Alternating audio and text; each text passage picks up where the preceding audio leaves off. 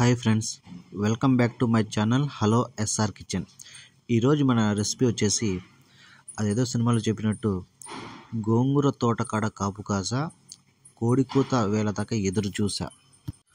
ఆ గోంగూరని ఆ నాటుకోడిని రెండు కలిపి గోంగూర నాటుకోడి చికెన్ కర్రీ చేస్తే ఎలా ఉంటుందో ఈ రెసిపీలో చూసేద్దాం. కర్రీని చూస్తూనే నోరూరుతుంది కదా. వేడి వేడి అన్నంలోకైనా చపాతీలోకైనా అదిరిపోయే రెసిపీ. ఆ గోంగూరలోని పులుపుదనం, ఆ నాటుకోడి చికెన్లోని స్పైసీ రెండు కలిపి చేస్తే ఉంటుంది టేస్టు. ఒకసారి మీరే చూసేయండి. ముందుగా నాటుకోడి నెచ్చి నేను ఒక 500 గ్రాముల నాటుకోడి చికెన్ అయితే తీసుకున్నాను. ఒక కుక్కర్ తీసుకొని ఈ నాటుకోడి చికెన్ని బాగా శుభ్రంగా కడుక్కొని ఇందులోనే తగినంత ఉప్పు, అలాగే ఒక అర్ధ స్పూను పసుపు పొడి, వాటర్ కొద్దిగా మనకి ఇవి కొంచెం ఉడికేలాగా వాటర్ ఎక్కువ వేయనవసరం లేదు, కొంచెం వేసుకోండి. మనకి ఈ చికెన్లో కూడా నీరైతే ఊరుతుంది. తర్వాత ఒక స్పూను ఆయిల్ వేసుకొని మొత్తం ఒకసారి కలుపుకున్న తర్వాత ఒక 4 నుంచి 5 విజిల్ వచ్చేంత వరకు కుక్కర్ మూత పెట్టి మనం ఉడికించుకుందాం. ఇంకా మూత తీసేసి మనం ముక్క ఉడికిందో లేదో చూసుకుందాం. మనకి విజిల్లతో పని లేదు, ముక్క మనకి ఇట్లా సాఫ్ట్గా మెత్తగా ఉడికితేనే చికెన్ కర్రీ మంచిగా వస్తుంది.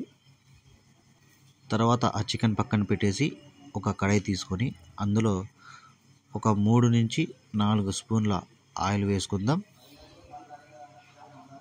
ఈ ఆయిల్ కొంచెం వేడైన తర్వాత ఒక 100 గ్రాముల గోంగూర ఆకునైతే వేసుకుందాం. ఇలా ఆకును వేసుకొని బాగా మెత్తగా అయ్యేంత వరకు ఫ్రై చేసుకుందాం.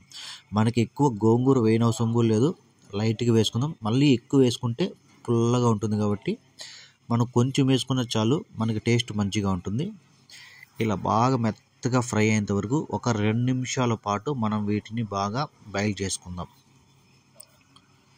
ఇలాంతా బాగా ఉడికిన తర్వాత ఇది తీసి పక్కన పెట్టుకొని అదే పాన్లో ఒక 2 స్పూన్ల ఆయిల్ వేసుకుందాం. ఈ ఆయిల్ కొంచెం వేడైన తర్వాత ఒక బిర్యానీ ఆకు, అలాగే చెక్క, 3 లవంగాలు, 2 యాలక బుడ్లు వేసుకొని మీడియం ఫ్లేమ్లో కొద్దిగా ఫ్రై చేసుకుందాం. ఇవి ఫ్రై అయిన తర్వాత సన్నగా తరిగి పెట్టుకున్న ఒక ఉల్లిపాయ వేసుకొని, అలాగే 1 స్పూన్ జీలకర్ర, అలాగే ఒక 3 నుంచి 4 పచ్చిమిర్చీలు ఇలా నిలువుగా కట్ చేసి వేసుకుందాం. అలాగే ఒక రెమ్మ కరివేపాకు వేసుకొని మనం కొద్దిగా ఫ్రై చేసుకుందాం. 1.5 స్పూను అల్లం వెల్లుల్లి పేస్ట్ వేసి ఇందులో పచ్చి వాసన పోయేంత వరకు మనం వీటిని బాగా ఫ్రై చేసుకుందాం. 1 నిమిషం పాటు మనం వీటిని బాగా ఫ్రై చేసుకోవాలి.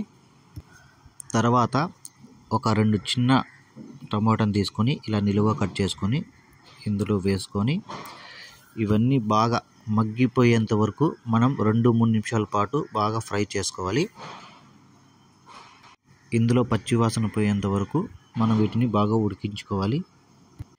ఈ టమాటాలు బాగా ఉడికిపోయిన తర్వాత అందులో ఒక అర్ధ స్పూను పసుపు, అలాగే రుచికి సరిపోయేంత సాల్టు వేసుకొని మొత్తం కలుపుకుందాం.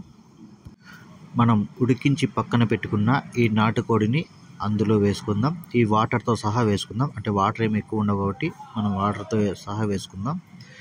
తక్కువ ఉంటే మళ్ళీ మనం వాటర్ వేసుకోవాలి.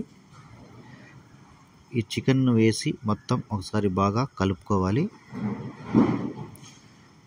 ఇలా బాగా కలుపుకున్న తర్వాత మనకి గ్రేవీ కావాలి కాబట్టి కొంచెం వాటర్ వేసుకొని ఒక మీడియం ఫ్లేమ్లో ఒక 2 నిమిషాలు మూత పెట్టి ఉడికించుకుందాం.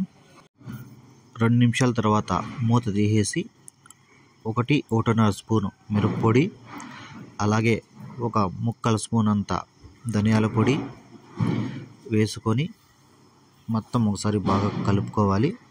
ఇలా కలుపుకొని వీటిని ఒక 2 నిమిషాల పాటు మనం బాగా ఫ్రై చేసుకుందాం. ఇందులో ఉన్న వాటర్ ఒక అర్ధం వరకు ఇంకిపోయేంత వరకు మనం ఫ్రై చేసుకుందాం.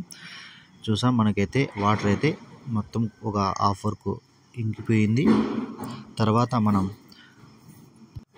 పక్కన పెట్టుకున్న గోంగూరని వేసుకుందాం. ఈ గోంగూరని మనం బాగా మిక్సీ కానీ లేదా ఏదైనా పప్పు గుత్తిగా తీసుకొని మొత్తం వీటిని బాగా ఒకసారి మెత్తని పేస్టులాగా చేసుకొని చికెన్లో వేసుకొని ఈ గోంగూర మొత్తం ప్రతి ముక్కకి పట్టేలాగా బాగా కలుపుకోవాలి. ఇలా కలుపుతూ ఉంటే గోంగూర అనేది చికెన్ మొత్తానికి అంటుకుంటుంది. ఇలా మనకి గ్రేవీ కావాలనుకుంటే మీరు కొద్దిగా వాటర్ వేసుకుందాం. లేదు మనకు గట్టిగానే కావాలనుకుంటే మీరు అలాగే పెట్టుకోండి. నాకు కొంచెం గ్రేవీ కావాలి కాబట్టి నేనైతే వాటర్ని అయితే యాడ్ చేస్తున్నాను.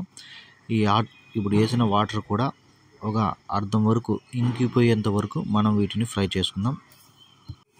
ఇలా ఉడుకుతున్నప్పుడు కొద్దిగా కొత్తిమీర, కొద్దిగా పుదీనా తురుములు వేసుకొని ఇలా ఒకసారి బాగా కలుపుకునేద్దాం.